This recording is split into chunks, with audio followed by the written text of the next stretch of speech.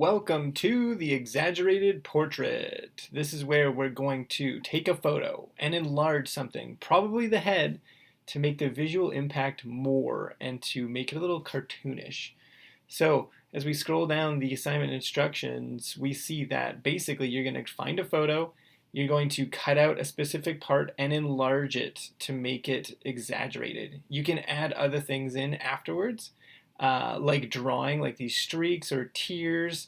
You can draw on whatever you want. You can duplicate many things, but the project, if you want to get a 3, is just to enlarge one element. So, number one, we got to find a photo.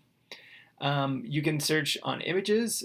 Sometimes I'll use stock photos like Unsplash. We've got some really good photos here, varying different types. You can use people, you could use animals, you could use different things. So you're not stuck with a portrait of a person, but you absolutely can. That's probably one of the easiest. Once you find a photo that's good, this one looks awesome. I'm going to click on it. We got this person where their head is going to be easy to cut out. And then also we've got lots of space to enlarge it as well. So this one looks fantastic. I'm going to go to the download button, but I'm going to choose medium because I don't want a gigantic photo. I just need a good quality one.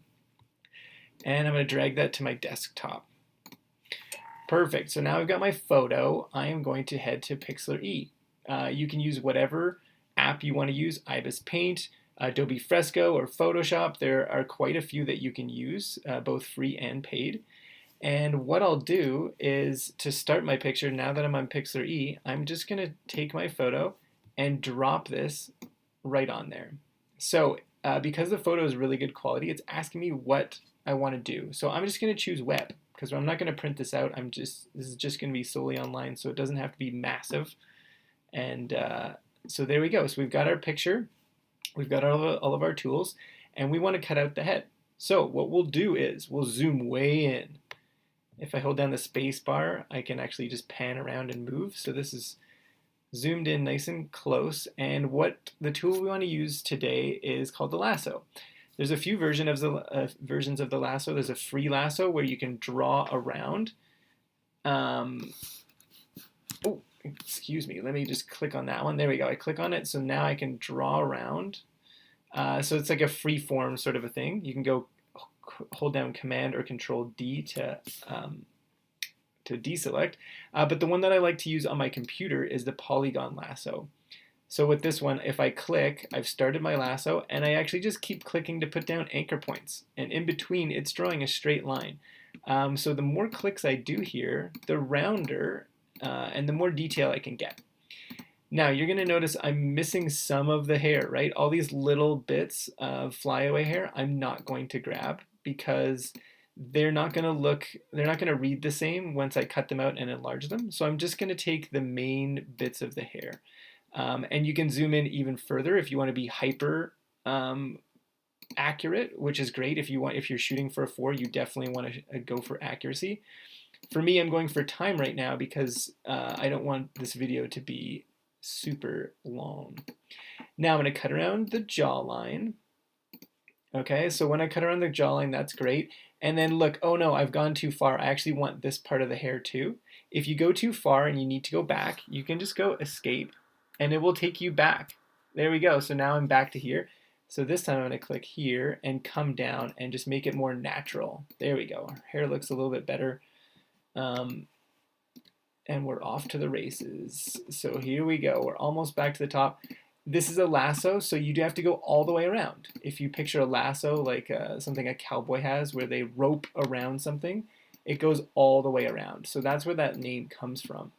You want to rope all the way around, selecting, and this is kind of like text. If you type text and you want to select and copy and paste it, you're going to select it, right? And so right now I'm selecting the part of the photo that I want. Perfect. I've got it around everything that I need, and you can see it changed. Now it looks like there's little marching ants or it's moving in some way. And so that lets me know that the selection is complete. I've gone all the way around, and now all I have to do to duplicate or to copy and paste is the usual. So Control or Command C to copy, and Control Command V to paste. And look at that, I've got a second face. So now I'm going to go over to the Arrange or Select tool, and once I click on it, you can see that a little blue box comes around, and now I can make my transformations. So if I want to make this bigger, I can just drag from one of the corners and just drag out. And because we have so much space on this photo, I can make this head massive, which is going to increase the impact for sure. Once I've got it to where I want it, I'm going to place it. So if I place it here, I can see some of the hair from the original, and I don't want that. So I'm just going to move it forward until it looks like it's on the scarf, but it's covering up everything else. That looks pretty great. It can still be bigger though. So I'm going to just make it a little bit bigger. Just push it as far as we possibly can to make it interesting. There we go. That looks awesome. So this is what you need to do to get a 3 is just enlarge one piece. You can do more. You can paint stuff on it. You could, you could duplicate this many times if you wanted to. Keep pasting and come up with some kind of interesting and weird earrings or something for that person to just add some extra creativity to it.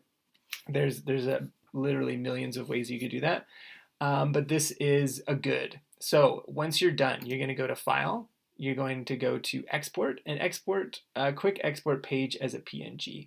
So this will save it in a perfect file format that you can use to submit to the Dropbox, and you can save that to your to your desktop, and then you can drag that right into assignments. So good luck with your projects, and let me know if you have any questions.